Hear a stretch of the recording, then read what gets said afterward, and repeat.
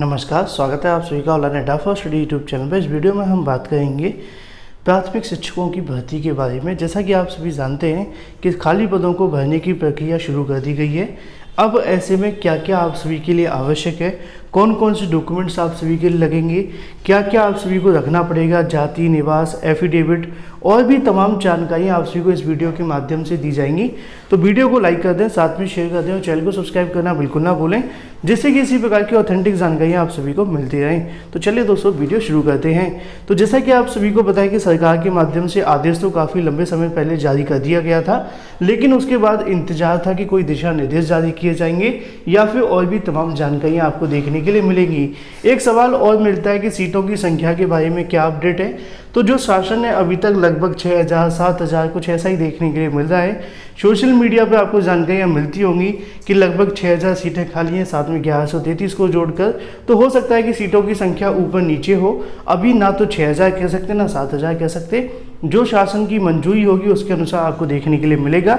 लेकिन यहाँ पे अनुमान के आधार पर जो भी सीटें आप सभी के सामने लिखी हुई हैं। अब हम बात करते हैं आप सभी के लिए आवश्यक सूचना को लेकर कि कौन कौन से डॉक्यूमेंट्स आप सभी के लिए आवश्यक हैं, क्या क्या आप सभी को रखना पड़ेगा, कौन सी गलतियां नहीं करनी है। और मुझे उम्मीद है कि अगर आप इस वीडियो को शुरू से लेकर अंत तक देखेंगे तो आपको कमेंट बॉक्स में अपने सवाल को लेकर कमेंट करने की आवश्यकता नहीं पड़ेगी।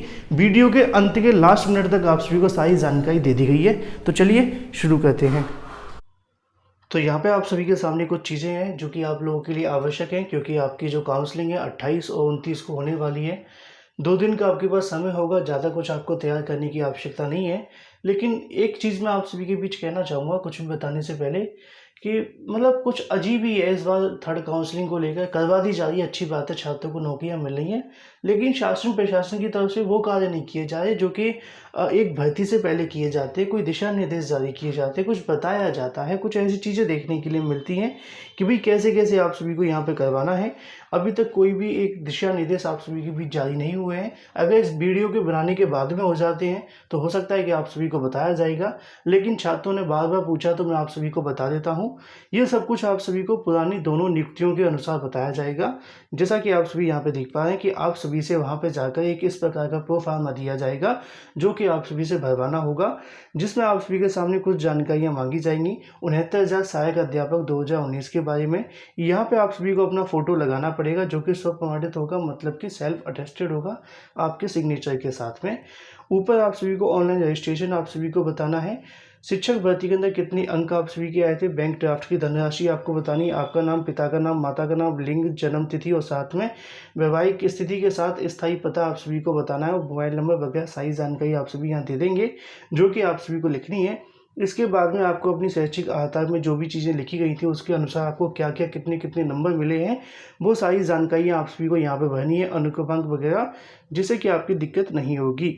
इसके अलावा यदि आप शिक्षा मित्र हैं तो ठीक है, अगर नहीं है तो आप सभी को कुछ भी करने की आवश्यकता नहीं है।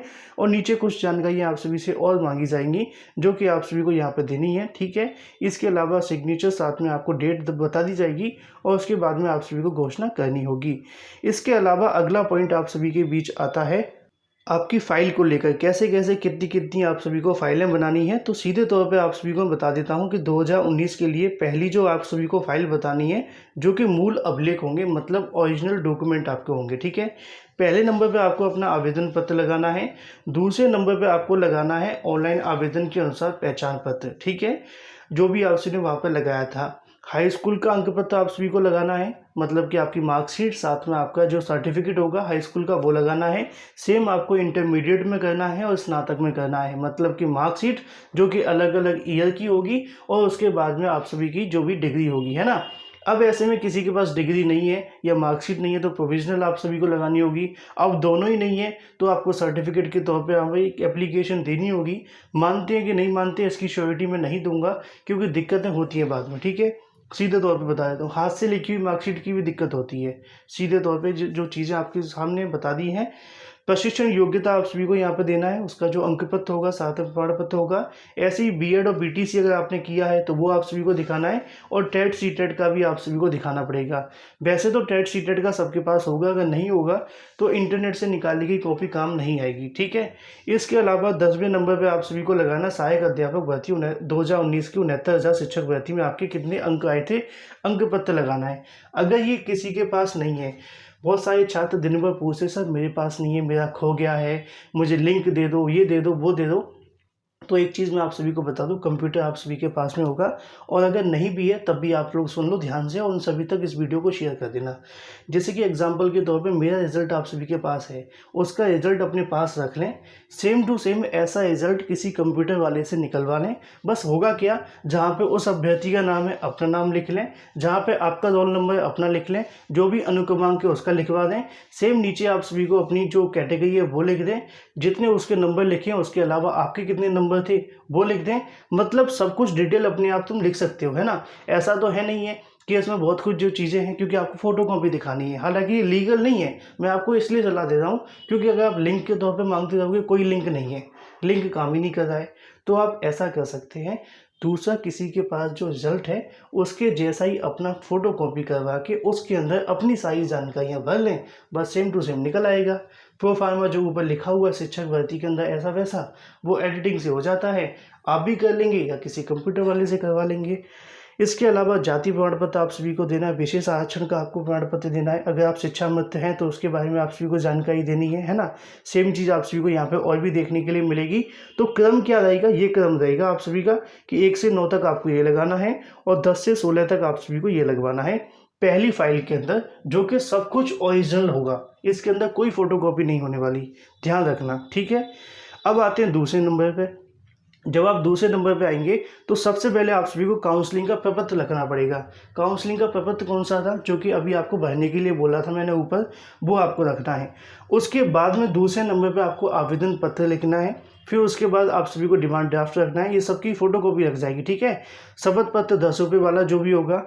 अब इसके प्रारूप तो इन्होंने अभी तक बताए नहीं है ना, क्योंकि सबके अंदर लिखा जाता है कि 69,000 शिक्षक भर्ती के सापेक्ष बची हुई सीटों के अनुसार ये वो सीटों की संख्या इन्होंने बताई नहीं है।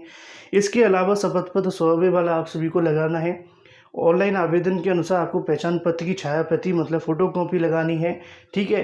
और उसके अलावा जो भी हाई स्कूल, इंटरमीडिएट और बीएड, बीटीसी, टीईटी, सीटेट के बारे में और भी जो जानकारी मैंने आप सभी को दी है वो सब कुछ आप सभी को यहाँ पर लगा देना है। बाकी जो क्रम होगा सब कुछ सेम रहेगा। 3 रंगीन फोटो 23वें नंबर पे अलग हैं जो कि आप सभी को लगाने होंगे। तो इसके क्रम में मैं आप सभी को बता देता हूँ कि आपके पास कम से कम 10 फोटो होने चाहिए, तभी आपका जो काम है वो होगा। और इसमें एक चीज़ और ऐड हो जाती है जो कि 2 सादा लिफाफा होंगे।